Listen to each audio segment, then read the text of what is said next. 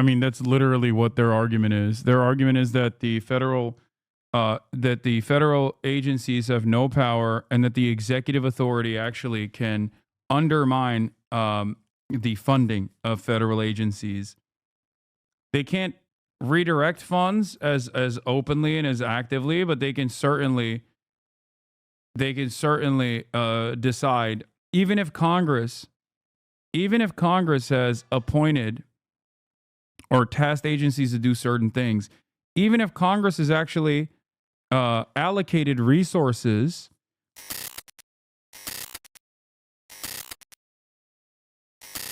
court challenges to President Trump and Elon Musk's effort to reshape the federal government. The administration is pushing back after a federal judge found that it was violating a court order. Our senior political correspondent, Rachel Scott, is tracking it all for us. Good morning, Rachel. Michael, good morning to you. And this is really turning into a showdown between the Trump administration and also the courts. Nearly every single effort put forward by President Trump and Elon Musk to shrink the size of the federal government is facing legal challenges.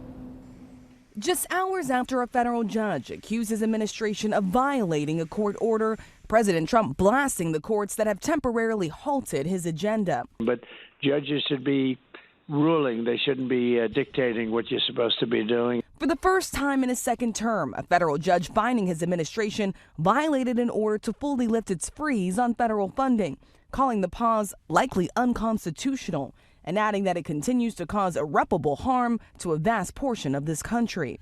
But the Trump administration pressing forward with their plans to shrink the size of the federal government. Let us work! Let us work! Frustrated workers protesting outside the Consumer Financial Protection Bureau in Washington after Elon Musk and his team essentially shut the agency down. Employees receiving an email that they should not come into the office, instructing them, please do not perform work tasks. You show up to work on Monday morning, excited to get started on the week. I had an agenda of things that I was ready to do to fight for American consumers.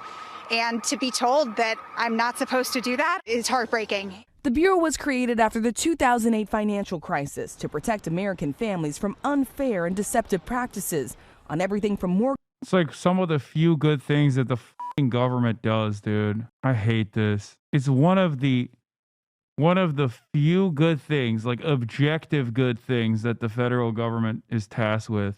Mortgages to credit cards. The president eager to move ahead with his mass buyout offer to some 2 million federal workers to either resign now with pay until September or run the risk of being fired. A federal judge putting it on hold yet again, prompting confusion and uncertainty for many. April Goggins works for the Department of Health and Human Services. No, I'm not resigning. I'm gonna hold the line. I'm not resigning. Why? First of all, you're not gonna bully me out of a job. The administration says they have heard from at least 65,000 workers who are willing to resign. I got elected on making government better, more efficient, and smaller. And that's what we're doing. And I think it was a very generous buyout, actually.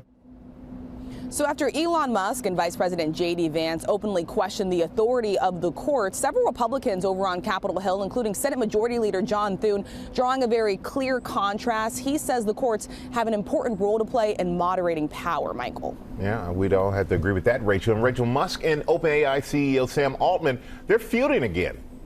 Yeah, they're at it again, this time after Elon Musk put in a $97.4 billion offer to buy OpenAI, a leading artificial intelligence company. Well, Sam Altman is the CEO of that company. He responded very bluntly by saying no thank you. The president did launch an initiative with several companies, including OpenAI. So this would raise a conflict of interest for Musk, who is the world's richest man. The billionaire already owns SpaceX, the social media company X, Another as well as conflict of interest Tesla, for Musk. and of course he's now working in the administration, guys. Okay, Rachel, thanks very much. Between our chief legal analyst, Dan Abrams, we've got these showdowns brewing between the president and the courts now on several fronts. Right. And let's keep in mind there's a difference between not complying at this particular moment and defying. What's the difference?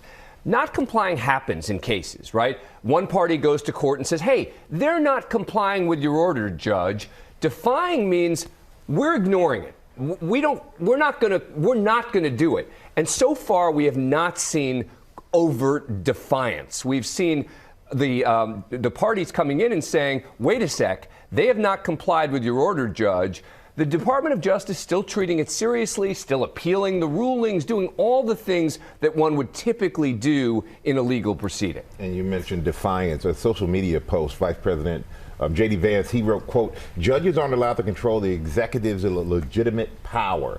Does that sound defiant to you? That's a lot scarier, right? What J.D. Vance is saying is much scarier than what's actually happening in court. Because J.D. Vance is suggesting in that and in other posts that, you know what? If the executive branch doesn't agree with a ruling that the courts make, the executive branch in the end can have the final say. Think about what that would mean.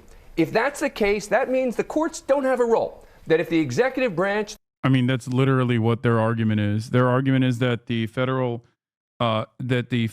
agencies have no power and that the executive authority actually can undermine the funding of federal agencies.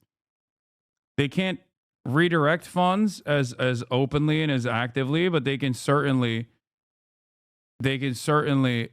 decide, even if Congress has appointed or tasked agencies to do certain things, even if Congress has actually allocated resources, one of the main arguments that they're trying to make is that regardless of the congressional allocation of funds, that the executive authority still can very much decide not to spend funds in a certain way. Like they can stop. It is a new level of federal overreach. Okay? Their argument ultimately is that the executive branch should be even congressional funding, which is ridiculous. But it also is it's the logical conclusion of the unitary executive theory, okay? This is something that has been ongoing, and it's at the heart of the governance agenda of the Republican Party since the 90s, openly. They wanted to do unitary power and offer more power to the executive branch, and they're precisely moving in that direction. The president decides he wants to do something, and the courts say you're not allowed to do it. Well, the president's just going to do what he wants.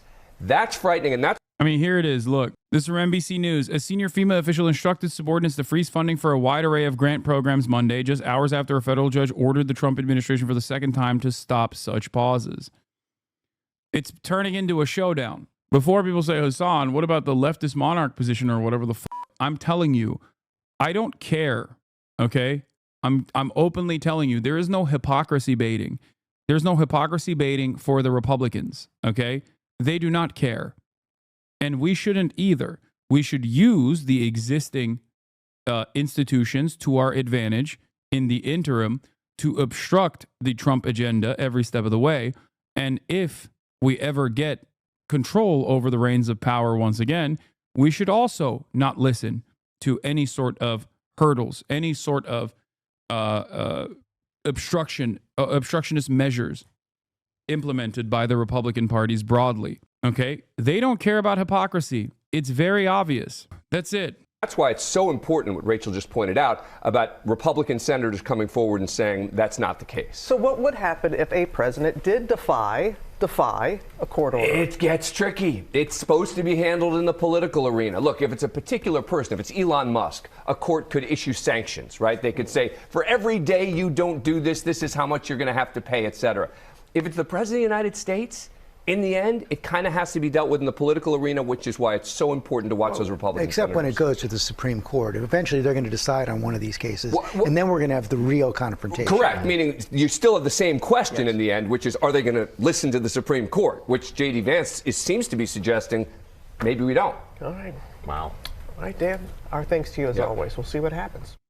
Oh, man, I look terrible today. No, come on. Let's all go.